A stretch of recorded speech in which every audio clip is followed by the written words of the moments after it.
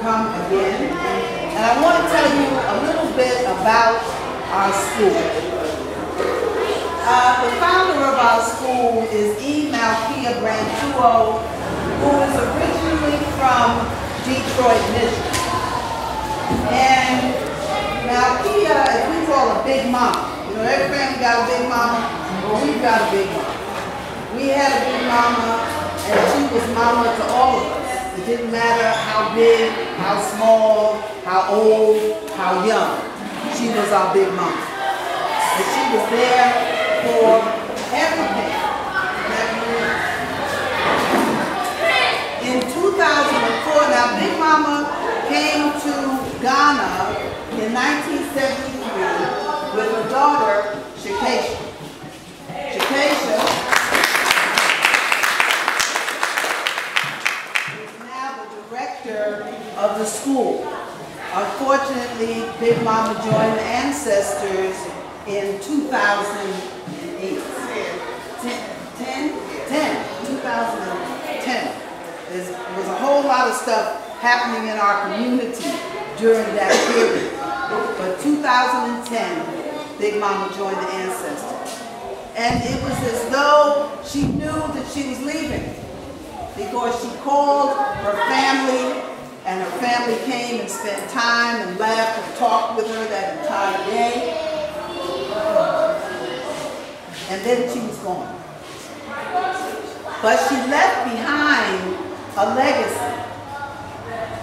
She built this school, which opened in 2004, with her own funds, basically. She had a school in Detroit, the Timbuktu Academy. So Big Mama was on that front and on this front. I was blessed to meet Big Mama when I first repatriated to Ghana. I met Big Mama for the first time in 1988. And from that day forward, she became my mother, my friend, my sister, my confidant. And she was that to the entire community. In 2004, she opened this school. And everybody wanted to know why she would come up here to build a school where there's nothing going on. There's nobody here, but plenty of children. And she said, well, why should I build my school in Cape Coast, where they have 18 senior secondary schools, innumerable other schools? She said, I'm going someplace where education is needed. Now, the unique thing about our school is that we go into the community, into the villages, and bring the children here to school. We don't call our children to school ringing bells and whistles. We call them to class using the talking drum, which is part of our culture. You'll notice that our classroom sizes are much larger. And I know that you've been to a lot of schools, but this school is a little bit different. Our classroom sizes, normally our classroom sizes would be no more than 20. And we are registered to go to class 9. Today, we have graduated 8 students from junior secondary school, and they've gone on to senior secondary, or what we call college, is high school here. So we've had 8 of our children to go on to school. Right now, what's our school population? 88. Right now, our school population is 88, and we go up to class 5. One of the reasons for that is that, one, our school requires a bus. And unfortunately, we have not had a bus. We've had a couple, you know, but something that struggles along.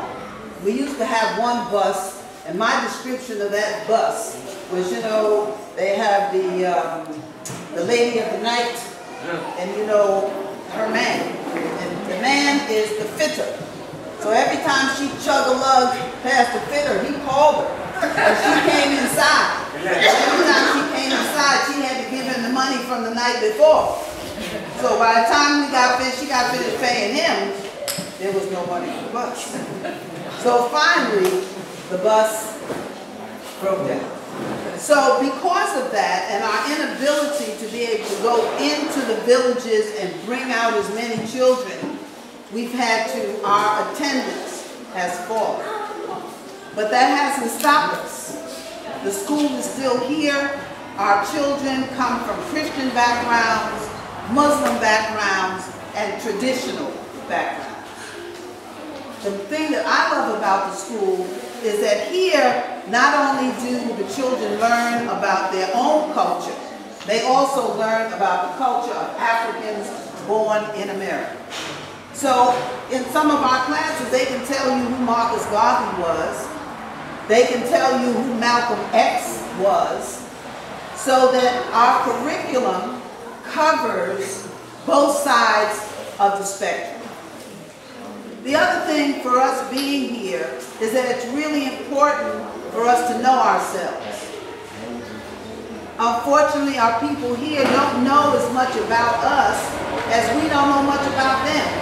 Most people coming here for the first time think, oh yeah, right, we're going to Africa, folks are living in trees, we're hardly dressed, we're not intelligent. Very far from the truth. And people here think that America is the best thing that's happened to us since bubblegum. Okay? But we're here to prove that that is incorrect. And with all of your coming, with Bomani, who's been coming now for many years, for Sister Preppy and the work that she does, and for the contributions that all of you make, when you come, you have no idea how much it swells our hearts, no idea how much our children appreciate. Most of these children have never seen a black dog before we brought it into our community. In this community, there are currently between 300 and 400 of us that live between Elmina and Cape Coast. We are all business people or retirees, but our objective is to give back to the community. And as the sister sang the song, Welcome Home, that song was written back in 1998 when we first had our first Emancipation Day ever in Ghana.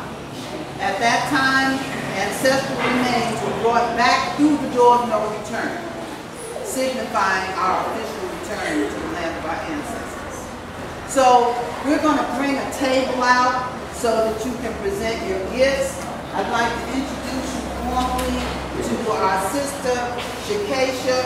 Let me just mention one other thing. You notice that when you came in, the children greeted you as Mama and Baba. We don't say Mr. and Miss because it is your mamas and your papas who are responsible for the children in the absence of his parents. So I'd like you to meet Shakesha Adu, who is the director. I'd also like to introduce you to Mariama Ross, who is another repatriate and who is also working with the school. And you know me, One Africa. I'm also vice president of our group.